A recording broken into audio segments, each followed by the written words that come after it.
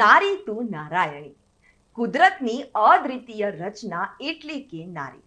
ચિત્રકાર ચિતરી ન શકે, લેખકો જેને લખી ન શકે, કલ્પનાથી કલ્પી ન શકાય અને શબ્દોના સાગરમાં સમાવી ન શકાય એ જ સ્ત્રી.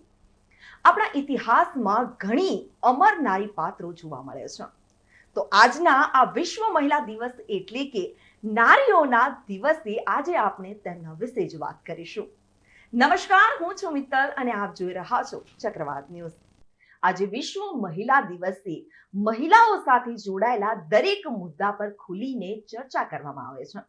વિશ્વના તમામ વિકસિત અને વિકાસશીલ દેશોમાં મહિલાઓને સામાજિક, આર્થિક અને રાજકીય રીતે સશક્ત બનાવવા પર ભાર મૂકવામાં આવે છે. મહિલા દિવસના આ ખાસ અવસર પર ચાલો જાણીએ આ દિવસની ઉજવણીનું કારણ, ઇતિહાસ અને થીમ. આ વાત છે 1975ની. આંતરરાષ્ટ્રીય મહિલા વર્ષની ઉજવણી કરતી વખતે સંયુક્ત રાષ્ટ્રએ પણ પ્રથમ વખત આંતરરાષ્ટ્રીય મહિલા દિવસની ઉજવણી કરી હતી.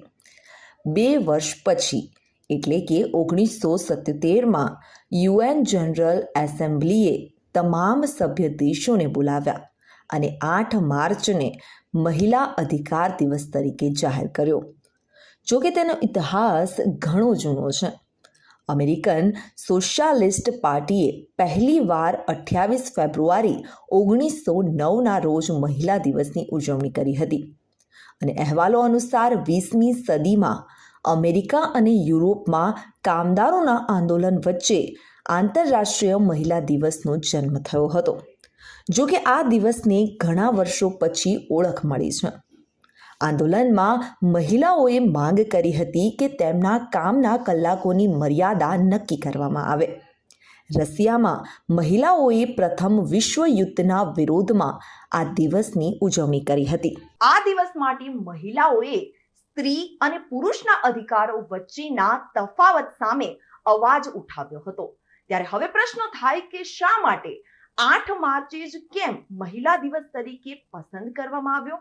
1909 પછી ફેબ્રુઆરીના છેલ્લા રવિવારે મહિલા દિવસની ઉજવણી થવા લાગી અને 1910માં સમાજવાદી આંતરરાષ્ટ્રીયની કોપનહેગન પરિષદમાં તેને આંતરરાષ્ટ્રીય દરજ્જો આપવામાં આવ્યો હતો. તે સમયે તેનો ઉદ્દેશ્ય મહિલાઓને મતદાનનો અધિકાર આપવાનો હતો. 1917માં રશિયામાં મહિલાઓએ ઐતિહાસિક હડતાળ કરી, જેના કારણે ઝાર સત્તા છોડી અને મહિલાઓને મતદાનનો અધિકાર મળ્યો. તે સમયે રશિયામાં જુલિયન કેલેન્ડર પ્રચલિત હતું, જ્યારે વિશ્વના અન્ય દેશોમાં ગ્રેગોરિયન કેલેન્ડર. આ બંને કેલેન્ડરોની તારીખોમાં ઘણો તફાવત હતો. જુલિયન કેલેન્ડર મુજબ ફેબ્રુઆરી 1917નો છેલ્લો રવિવાર 23 ફેબ્રુઆરીએ હતો અને ગ્રેગોરિયન કેલેન્ડરમાં તે જ દિવસ 8 માર્ચ હતો. આ રીતે 8 માર્ચને આંતરરાષ્ટ્રીય મહિલા દિવસ તરીકે ઉજવવામાં આવ્યો. આંતરરાષ્ટ્રીય દિવસની થીમ સૌ પ્રથમ 1996માં મૂકવામાં આવી હતી અને ત્યારથી દર વર્ષે એક ખાસ થીમ રાખવામાં આવતી હોય છે. 2024માં આંતરરાષ્ટ્રીય મહિલા દિવસની થીમ ઇન્સ્પાયર ઇન્ક્લુઝન હતી. આ વખતે 2025માં આંતરરાષ્ટ્રીય મહિલા દિવસની થીમ એક્સેલરેટ એક્શન છે.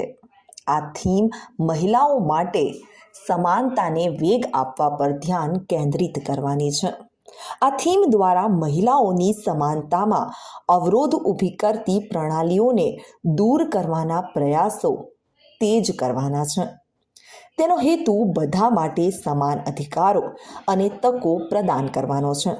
આ દિવસ દ્વારા લોકોને મહિલાઓના સંઘર્ષથી વાકેફ કરાવવામાં આવે છે. વિશ્વ મહિલા દિવસ લોકોને મહિલાઓ સાથે અન્યાયી વ્યવહાર, સમાજમાં તેમની ભૂમિકા અને તેમના અધિકારો વિશે જાગૃત કરે છે. કારણ કે આજે જ્યારે દુનિયા 21મી સદીમાં છે, ત્યારે પણ મોટા ભાગની મહિલાઓને પુરુષોના નિર્ણય પર નિર્ભર થવું પડતું હોય છે.